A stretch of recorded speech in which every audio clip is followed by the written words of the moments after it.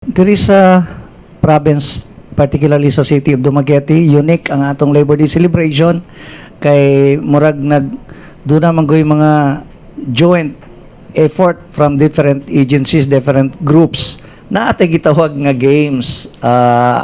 Unsaon na to na pagsulti, parlor o unsa na siya, that Mr. Don Ramas is willing to give 3 motorcycle as part sa prices unya sa Labor Day. I am also encouraging the employees kaya among nakita man during the parade, after sa parade mga wala ang uban nga mga participants, not knowing nga after the sa parade na ang sadya pagahuman kay naa may mga games.